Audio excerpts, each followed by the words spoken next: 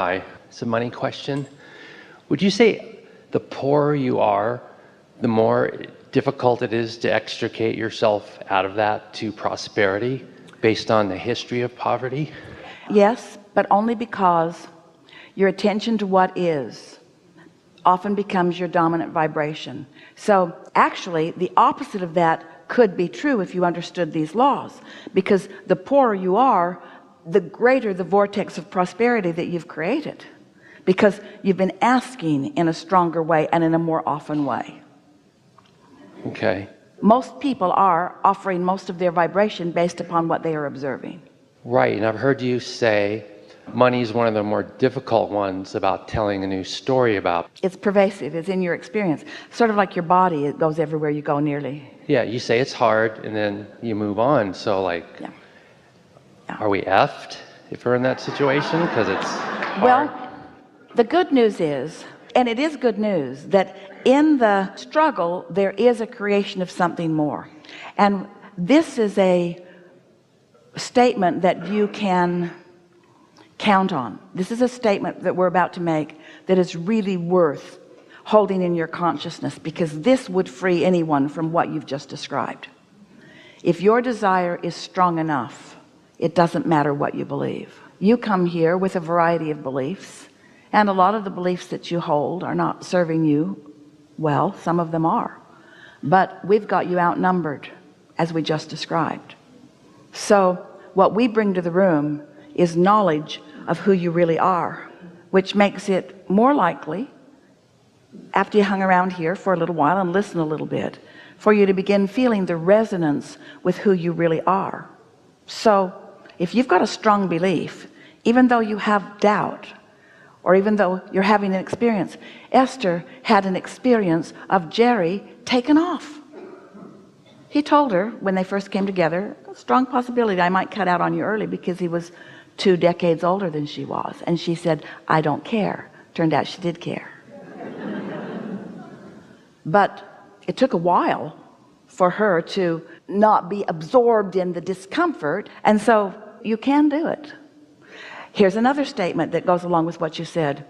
A disease perpetuates so much more rapidly after diagnosis, because attention to it disallows the well-being that would be there otherwise, or that the stabilizing influence that was there, that much faster. Everything is about the direction of your thoughts. So what are you getting at? You've got something that you're driving at here. Yeah, I'm in a situation now where money's tight. It hasn't been that way. I kind of was given 5-year-old twin girls, and I decided early in my life that I didn't want to take on that financial obligation because I didn't trust myself. So it's coming up a lot right now, 7, 8, 9 times a day, just needing basic survival things like tires for my car.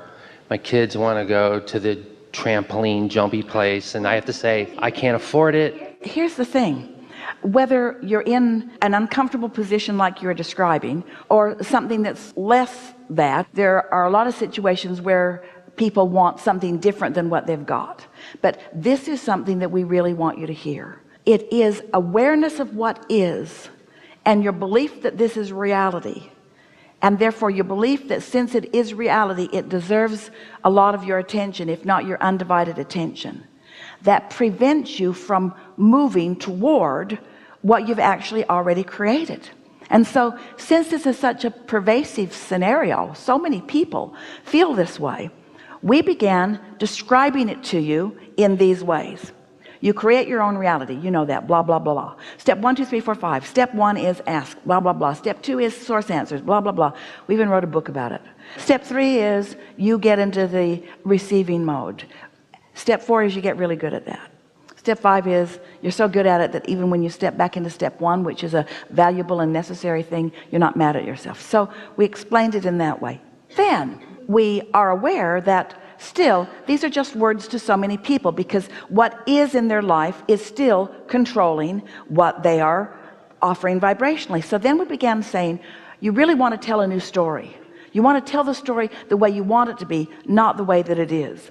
But even with that, most people are just offering lip service. They're saying what they want while they're feeling what they don't have. In fact, they're saying what they want because they're trying to overcome what they don't have. Well, anytime you're trying to overcome what you don't have, you've just activated the vibration of where you are. So the now reality keeps dominating. So then we say to you, your now reality, what you call this manifestation or this now, is old news. It's like gum you've chewed all the flavor out of.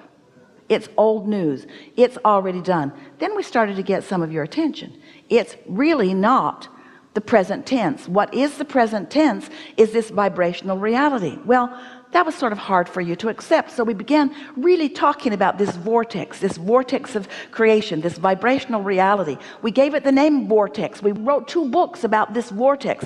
Want you to understand that this is real. Hard for you to accept that something that you can't see and hear and smell and taste and touch is real, but it is. We know that it is, but words don't teach. So we can talk about your vortex all day long, but until you sense that it is there, so then we're still looking for a way for you to accept the reality, this reality. So there's this reality where your inner being is, and there's this reality where you are. And the reality where you are has to do a little blending with this reality in order to let these, and then the words came from Jerry, turning thoughts to things. How do thoughts turn to things anyway? There are no pipelines bringing supplies in from other planets. Your economy and its evolution has been about your turning thoughts to things. And so then we began to explain to you that you've got this vibrational reality. Oh, it's pure positive energy, and it contains everything that you want, even things that you can't even identify that you want, because the components of it are so expansive, and the possibility of the exponential combining of them is more than your mind can even comprehend. This vortex exists on a vibrational level, and it is coded to you through your vibrational association with it. You created it. It will always be yours. It's the other end of your lackful stick. It is for you. So some of you began coming along a little better about that, and then we began saying, you got to somehow get in that vortex where that stuff is. Well, you wanted to go into the vortex, but it's asking a lot of you. We know that it is. It's asking you to suspend your awareness of reality that your whole life everybody has been trying to get you to face. And we say, if your reality sucks, don't you want to look somewhere else? And so the more your reality sucks, then maybe the more you're willing to look someplace else. And then we hit upon something that became a very fast-moving advantage for so many of you. We explained to you that here it all is, and vibrationally here it all is, and in your poverty or in your lack of abundance, here you are, and you have got to find some way of allowing your vibration to rise and become equivalent to what's in your vortex in order for you to receive the thoughts that will translate into the abundance that you seek. I get, yeah. You can't get a good idea from this story that you just told to us. No good ideas come to you under those conditions. What am I doing in that moment when I say I need tires for my car? Oh, I can't afford it. Am I really not doing myself a good service? When I say that, what do I say instead? Doesn't matter what you say, it's how you feel. And by the time you're saying it, you've already got momentum going that caused you to say it. But you can't help but notice you don't have money to buy tires for your car. In that red hot minute, you can't, because law of attraction won't let you see other than what is in that moment. That's the momentum that you've got going. You've got this range of radio stations that you have access to, and they are sucky, suckier, and suckiest. That's the range that you've got. You can't go beyond that. But you could go to bed, and you could suspend your momentum, and you could get up in the morning, and you could briefly not be aware of that so much, and you could meditate, and you could quiet your mind, and you could allow your vibration to rise where your inner being could offer you a suggestion. Here's the thing that's tripping you up. This is so good. We are so happy to say this to you. This is going to be so valuable to you in the days and weeks that are following. So here's what's tripping all of you up. Your inner being is giving you the answer to everything that you want, but you can't hear it outside of your beliefs. So even though your inner being knows where your fortunes are, knows where to guide you. You can't hear it because you're vibrationally all wadded up in the what is. However, Are you talking about me specifically? yes. Okay. However, Because I do meditate yes. in the morning. Wait, but you didn't know this. You didn't know this that you're about to understand, that you're about to feel resonance with. So when you quiet your mind and you detach and you feel that detachment and you're there for a little while, a few minutes maybe, and something occurs to you, something feels interesting, like I think I'll get a Slurpee at 7-Eleven, even something that unspiritual. I get those impulses. When you follow it, and when you consistently follow it, before long those impulses are going to turn into something tangible enough that you can realize that you were receiving guidance that was guiding you in the best way that you could receive it toward the ideas that will blossom into the things that you are wanting. So in that moment when I notice I can't afford something, don't worry about it. Yes, of course, that's what we recommend, but we would be recommending something impossible. That's like saying your train's going 100 miles an hour in the direction you don't want to go, and all of a sudden just stop the momentum. Well, you're not going to stop the momentum. You're not going to stop the momentum of that. The only way you can turn that momentum around quickly is to fall off a cliff. We're not kidding. If you were to fall off a cliff, that happens really fast. We're not making fun of anything, but you would, in that what you call death experience, you would suspend that lackful thought and you would swoop into the fullness of who you are. That's a quantum leap most of you don't want to take. And so a kinder, gentler way to go about it is to just allow yourself to take a nap, go to sleep, change the subject, accept what is, satisfaction with what is. Just do your best to say, well, here it is, and things are working out for me, and I can't see how they're working out for me, but I want to believe that they're working out for me, and maybe they are working out for me. And I do like the idea that there are two ends of the stick, and that all of this uncomfortable experience that I've had has accomplished something. Maybe there is a vibrational reality. It could be that Abraham really knows something about that, and maybe I can find my way to that. And what's my path of least resistance to the state of vibrational beingness that would allow me to be the receiver? You have to find a way to allow yourself to be the receiver. And there's lots of things that you think you wanted. Inheritance would be nice, but my family didn't set me up for that. And the lottery would be nice, but I know the odds too much, and so I'm blocking that. And this could happen, and this could happen, but there are so many other ways through which it can come. We are appreciating this conversation so much because you're hitting upon something that so many people feel. You cannot face a reality that doesn't please you and be in that moment allowing the one that does. And so this is what we really want you to hear, because you heard something from us earlier. You heard us say, and we felt you feel the resonance with us when you heard it. And that was, your inner being never looks back. Your inner being never looks back. Did you hear it? And did you sort of kind of understand it and believe it? Your inner being never looks back. Now hear this. We have not said this before. It's your doing that has accomplished this statement, and it matters a lot. And we're all really appreciative that you've prodded us into this statement that is beneficial to the entire universe as you hear it and take it home with you and know it. What you call now reality is looking back. Because the manifestation has already taken place.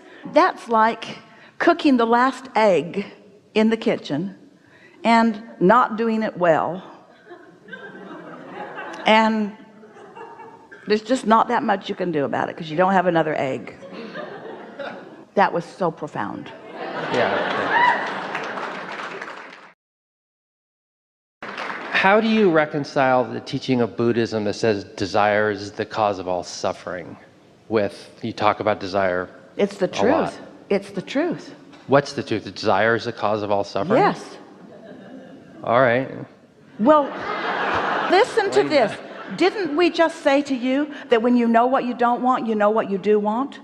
And didn't we just say to you that any suffering is because you have evolved to a new place and you're not letting yourself go? If there were no desire, then there would be no other end of that. If there were not a desire that you were pinching yourself off from, you wouldn't feel pain.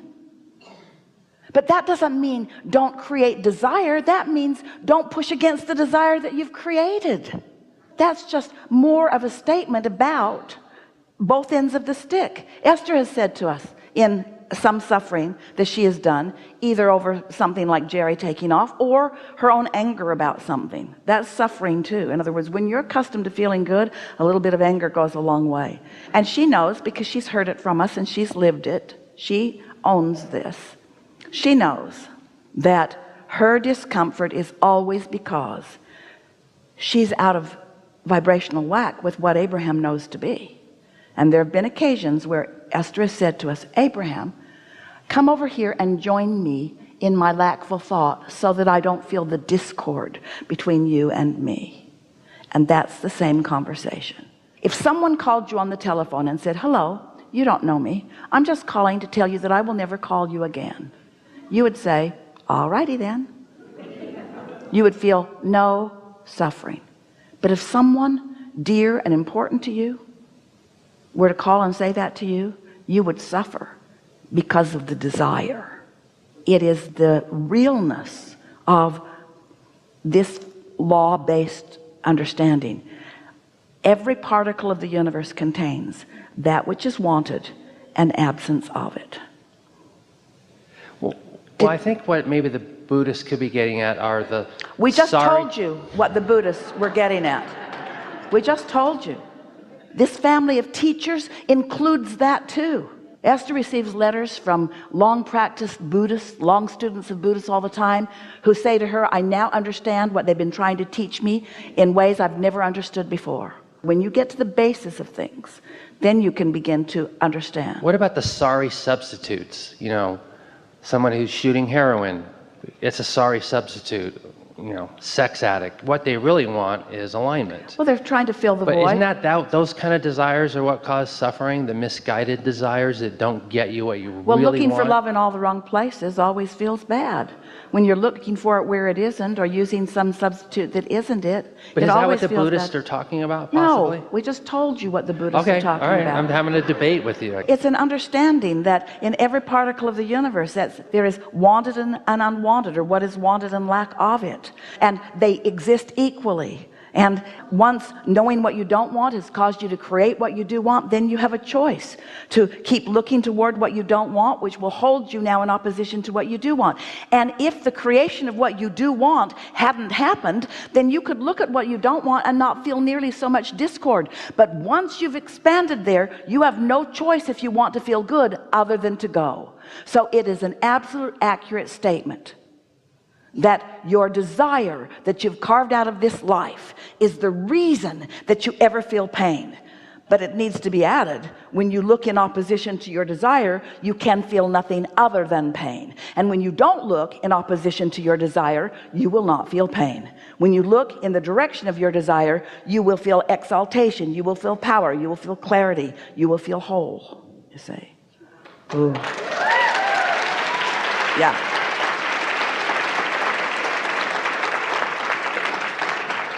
Just to finish off.